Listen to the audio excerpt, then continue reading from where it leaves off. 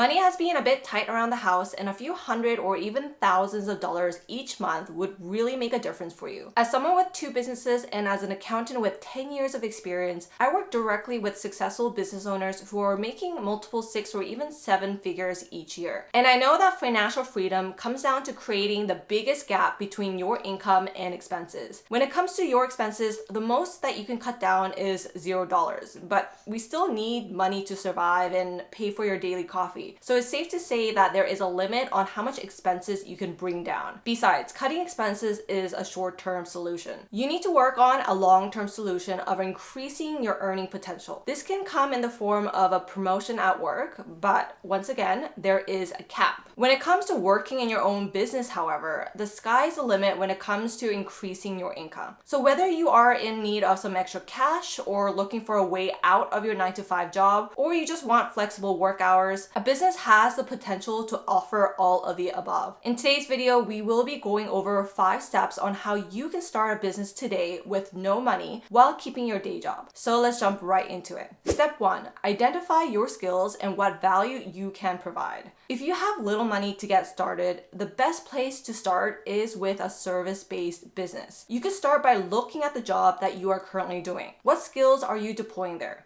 If you have a certification, years of experience, or a high income skill, you're off to a great start. This can mean that you are in design, coding, plumbing, bookkeeping, digital marketing, you're a chef, artist, music producer, personal trainer. These are skills that people are willing to pay top dollar for when it comes to your advice or services because of your expertise. If you don't have a high income skill yet, then think about the type of services people are willing to pay in exchange for your time. Cleaning people's homes, driving people from A to B, dog walking, babysitting. With these services, find the one that you feel closest affinity to. Do you love cleaning and being organized? Do you like driving? Do you love dogs? Do you like children? There are no shortages of services you can do that people are willing to pay for. It mainly comes down to the value of your skill and how much people are willing to pay you. Step 2, create a business plan. Once you are set on what services that you want to provide, let's create a plan. It's like having a map before you start driving, because without any direction, you can get lost and waste time along the way. And I don't mean creating a 57-page report outlining your business plan. You just want an idea of the concept of your business, and you can start by jotting down on a notebook the following questions. What problem are you solving? This question helps identify the core purpose of your business. For example, when I first started my accounting firm, the problem I was aiming to solve was to provide less friction to a service industry that is outdated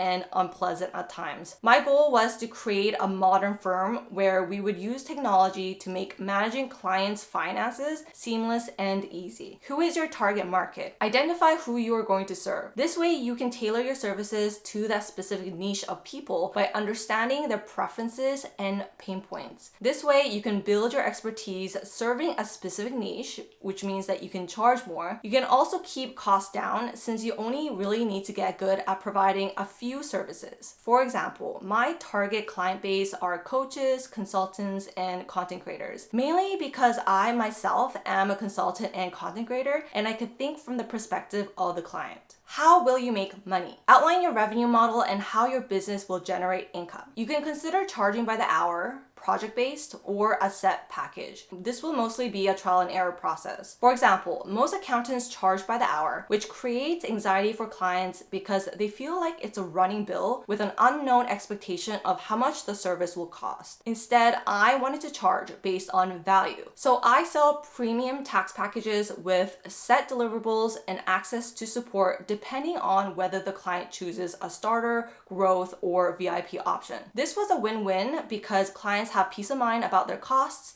as it's fixed fee, and I'm able to become more profitable the more efficient I am. What is your competitive advantage? Determine what sets your business apart from competitors and why customers would choose you. It can be a unique feature, superior quality, cost advantage, or exceptional customer service, which prevents your service from becoming commoditized. For example, instead of becoming another accounting firm, I wanted to provide a premium experience to clients. And I aim to do this by providing a customized experience to clients who have had frustrating experiences with previous accountants and who had just felt like a number. Another competitive advantage was my specialization. I knew that while there may be many accounting firms, there weren't too many tax experts. So I positioned my accounting firm as a tax specialized practice that aims to minimize taxes for my clients. What is your deadline? Well, planning is great. What's more important is taking action. Instead of your plans disappearing into the abyss and realizing 2 years later that you had made no progress, set a timeline on milestones that you want to achieve. For example, I had set aside 3 months to launch my business. Within this time, I created a to-do list to get started and broke them down to mini projects that will be completed at the 2-week mark, 1-month mark, 2-month mark, and so on. So that by the end of the 3rd month, I will have completed all the steps needed to launch my business and get my first customers. And by doing, you will experience in real time what is working and what is not. And part of this process is making mistakes and learning from them. And with trial and error, you can tweak areas of your business so that it continuously evolves. For me, this was a rewarding process, and part of the fun of being a business owner is that you can create with your 2 hands and earn money at the same time. Step 3, set up legal and financial foundations. As you're working on your business, an exciting milestone is to set up the legal entity of your business and having a proper finance system in place. As fancy as that just sounded, it's very simple, so let me break it down for you. If you have the intention of starting a profitable business, which I'm assuming that you do, you can write off the expenses that you incur along the way. This means that you need to have a clear starting point on when you decide to start the business, and all the expenses after this date can be claimed as a deduction. So if we are to start off with legal formation, in most cases, you can start a business as a sole proprietor. You are not ready for incorporation before you start making money. If you want to learn more about the pros and cons of a sole proprietor versus a corporation, I actually have a detailed video that I will link over here. But simply put, you can operate as a sole proprietor under your name, like Jane Doe, for example. This would not require any legal registration in Canada. However, if you want to operate under a different name, like Jane Doe's Designs, then you'll be required to register your sole proprietor. This is super easy to do, and you can register for as little as $49 online without using expensive lawyers. So feel free to check out my links below in the description box on how to register your business online using Owner in Canada or Doula in the US. Once you register your business, you want to create a separate business bank account. This is important so that you can keep your business expenses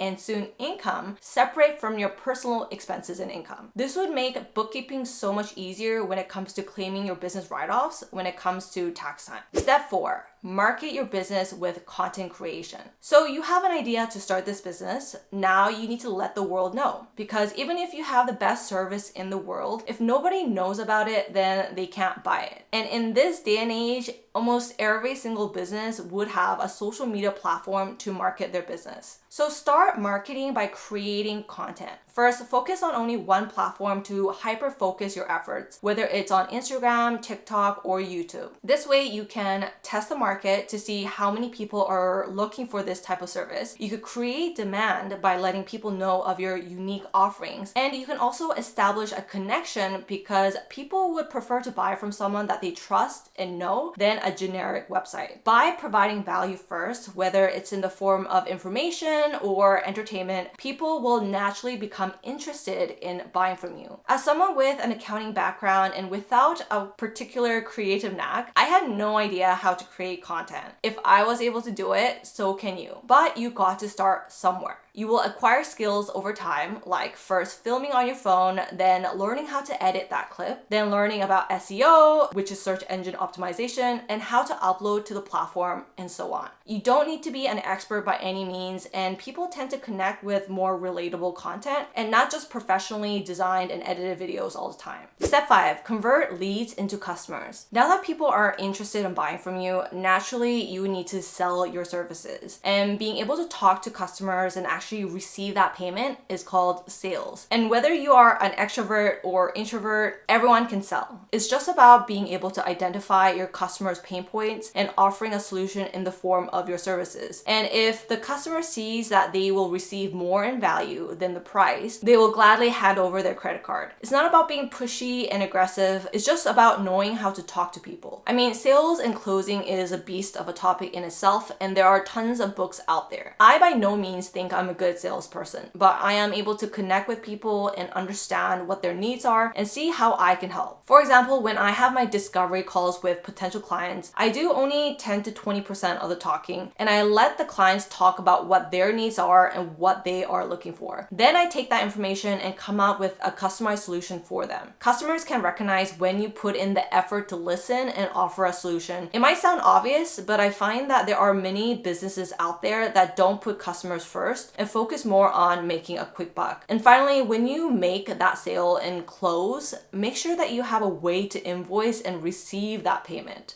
You can use platforms like QuickBooks to invoice clients directly and receive credit card payments so that you don't need to worry about payment systems. If you're interested, I do have a discounted QuickBooks link that is in the description box down below. If this video gives you that little boost to start your business and you're looking for more practical tips, I have a playlist for entrepreneurs that ranges from topics like whether you should stay as a sole proprietor versus incorporate, there's bookkeeping for businesses, and even tax write-offs for businesses. So make sure that you check out those videos, which I will link over here. Thanks so much for watching today, and I'll see you guys in my next video. Bye!